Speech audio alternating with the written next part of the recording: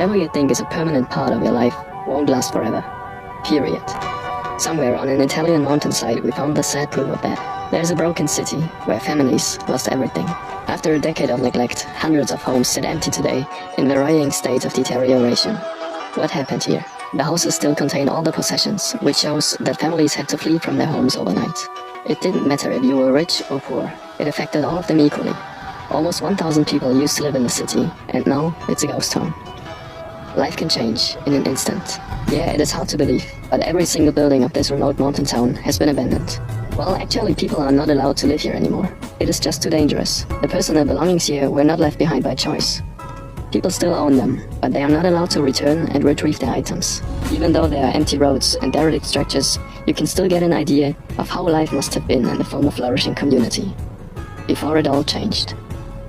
After 10 years of being in some kind of limbo state, redevelopment started.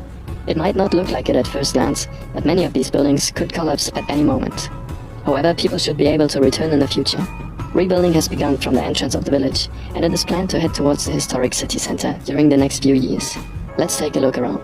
The story of this place goes back to an ancient town that was built here during Roman times.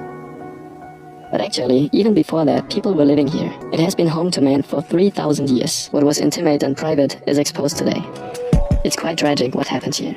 10 years ago in the middle of the night, there was a terrible earthquake. The epicenter was only a few kilometers away. Families were still sleeping in their beds when it happened. Buildings broke down and people died. The quake caused damages to almost every house in the village. It was bad, but it got even worse just a day later when there was a large aftershock. Also, other cities in the region were affected, and overnight tens of thousands of Italians were displaced. This town used to be home to many of them, and they preferred sleeping in their cars over abandoning where they come from. But families needed to leave everything behind except the clothes they were wearing when the earthquake happened. They were sheltered elsewhere and became refugees in their own home country. Normally, we drive many hours just to see one abandoned structure, but here we have countless buildings to explore, each one more fascinating than the one before. The church was heavily damaged by the earthquake and needs to be supported by numerous pillars today. In fact, at the very same location, there once was a church that was originally built in the 13th century, but that one was completely destroyed by a previous quake a long time ago. It seems like residents of this town are followed by misfortune. It took a long time to clean up the city after the devastating quake a decade ago. But due to the scale of the town, it will take much more time before the first people can return to their homes. Many of the houses are temporarily secured from collapsing, but it will probably not be possible to ever move in again. Instead, demolition would be the only option. But many other communities in the region need to be rebuilt as well. It's the lack of funding and all the bureaucracy that slows down the process of re-inhabiting this medieval town.